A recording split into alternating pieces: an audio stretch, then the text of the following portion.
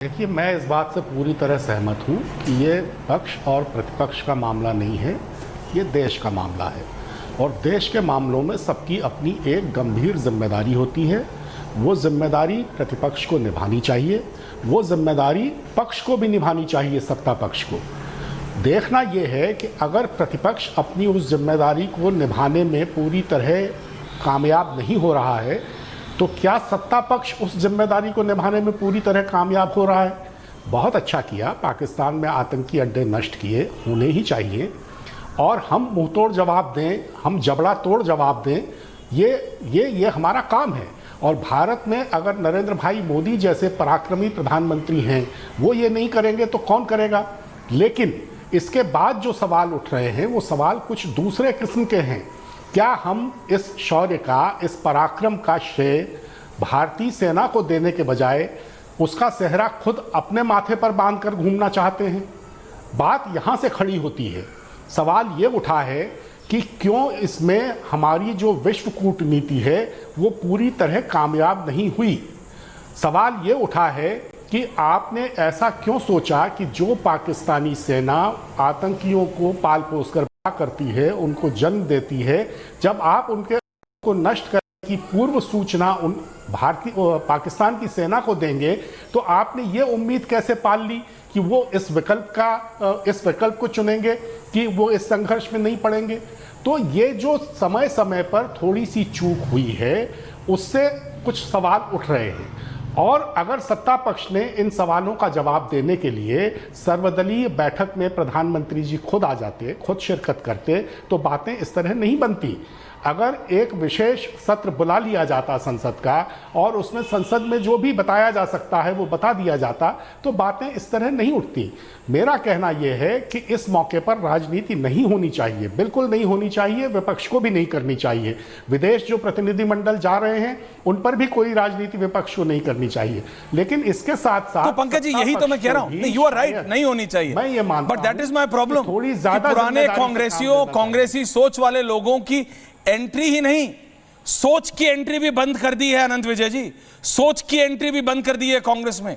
They have been hijacked by the ultra leftist, और ये मैं आपकी सोच से कह रहा हूं, they have been hijacked by the ultra leftist. Pankaj ji, जो आप जैसे जो कांग्रेसी सोच के लोग हैं ना, उनकी एंट्री फिजिकली नहीं, सोच की एंट्री भी बंद कर दी है। That's my point. Anand ji, आ रहा हूं। Siddharth Yadav of the BJP. Siddharth ji, देखिए ऐश्वर्या जी, मैं आनंद जी की बातों को सुन रहा था। उन्होंने बिल्कुल कहा कि राजनीति नहीं होनी चाहिए। उन्होंने कहा कि राजनीति नहीं होनी चाहिए, विपक्ष को भी नहीं करनी चाहिए। बहुत अच्छी बात है। दुर्भाग्यपूर्ण यह है कि राजनीति की जा रही है।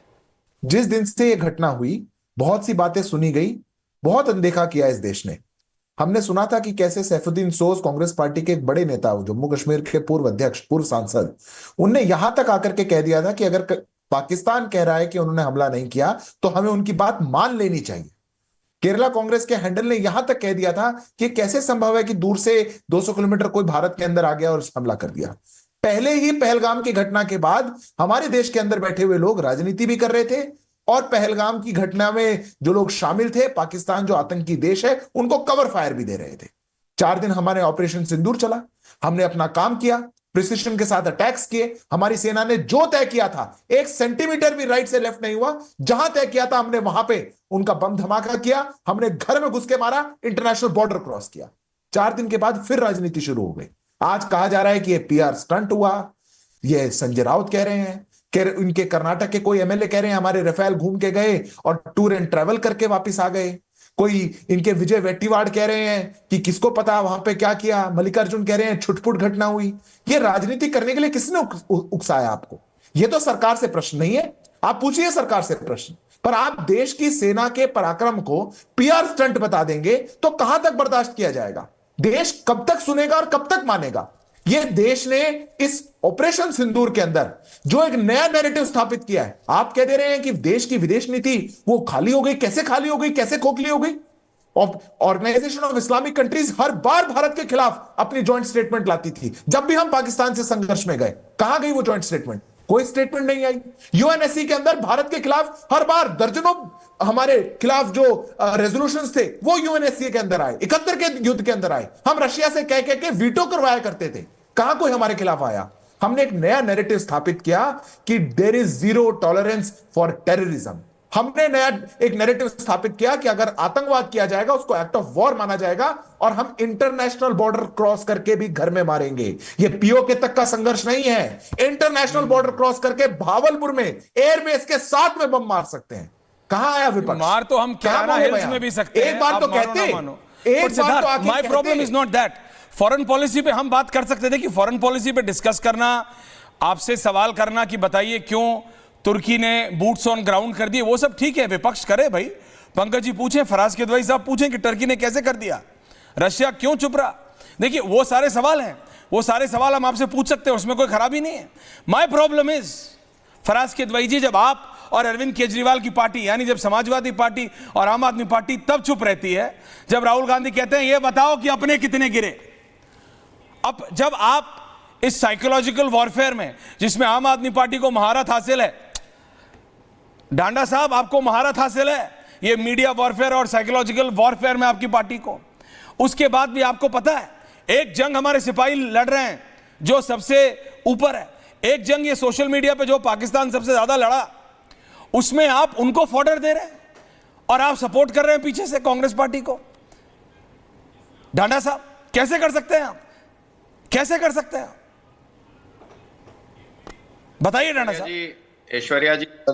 ऐश्वर्या जी पहले तो आप फैक्चुअली इनकरेक्ट हैं, इसलिए मैं सबसे पहले यही टोक दूं आपको। तो जब राहुल गांधी जी ने सवाल पूछा कि हमारे कितने विमान गिरे, हमने उसी दिन कहा था कि ये पाकिस्तान का एजेंडा चला रहे हैं राहुल गांधी। हमने बहुत खुल के उसकी मुखालफत की थी। अगर आपको सवाल पूछना है आप अपनी सरकार से पूछिए, लेकिन ये जानने में किसका इंटरेस्ट हो सकता है जब हमारी सरकार का, हमारी सेना का बयान आ चुका कि हमारे सारे पायलट सुरक्षित हैं, उसके बाद कोई ये पूछे कि कितने प्लेन गिरे, ये जानने में तो आतंकी देश पाकिस्तान का इंटरेस्ट हो सकता है, देश में तो किसी का इंटरेस्ट नहीं हो सकता। हमें तो ये इंटरेस्ट था कि हमारे पायलट सुरक्षित हैं, सेना ने कहा हमारे पायलट सुरक्षित हैं। हमें तो ये इंटरेस्ट था, हमने पाकिस्तान के कितने एयरबेस तबाह किए, सेना ने बताया हमने इतने एयरबेस तबाह किए, हमने एक एक शब्द माना। और मैं आपको फिर बता दूं ऐश्वर्या जी, देश की जहां बात आती है, आम आदमी पार्टी जब 370 हटाने की बात आई, प्रधानमंत्री जी ने कहा कि इससे आतंकवाद खत्म होगा, हमने साथ दिया था संसद के अंदर, हमने कहा ठीक है हटाइए अगर इससे आतंकवाद खत्म होगा तो। अब की बार जब सर्वदलीय बैठक हुई, हमने खुल के ये कहा था कि आप जो मर्जी कार्रवाई कीजिए, आपका डिसीजन गलत हो सही हो कुछ भी हो, हम आपके साथ खड़े हैं पूरी ताकत के साथ। उस सर्वदलीय बैठक में हमें ऐश्वर्या जी ये बताया गया था कि 21 आतंकी ठिकाने चिन्हित किए गए हैं जिनको तबाह किया जाएगा। 9 आतंकी ठिकानों को तबाह किया हमारी सेना ने पूरे शौर्य के साथ, अच्छे तरीके से। मैं सिर्फ ये सवाल सरकार से पूछ रहा हूं और हमारी पार्टी भी ये सरकार से सवाल पूछ रही है कि बाकी के 12 ठिकाने तबाह होने से पहले आपने सीज फायर क्यों कबूल किया? आपने पाकिस्तान के घुटने टिकवा के उनसे वो आतंकवादी पहलगाम वाले क्यों नहीं मांगे? हमारे जितने भी लिस्ट पे आतंकी उनको कहते, उनकी गर्दन पे हमारा हाथ था, हमें उनको कहना चाहिए था कि पहले वो आतंकी सारे हमारे हवाले करो, तब हम ये विराम करेंगे, तब हम सीज फायर करेंगे। ये हमारे पास इतना अच्छा मौका था ऐश्वर्या जी, दुख नहीं होता है क्या अगर हम साथ दें खुल के सरकार का, और सरकार अगर वो मौका चूक जाए तो दुख नहीं होता है क्या? देश हमारा नहीं है क्या? हम नहीं चाहते क्या कि पीओके वापस आना चाहिए, हमारे देश का हिस्सा है?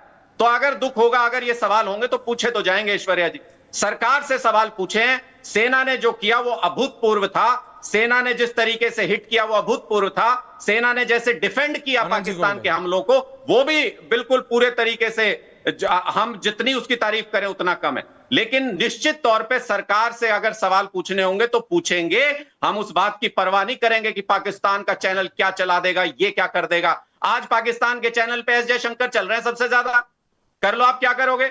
आज पाकिस्तान के चैनल के पोस्टर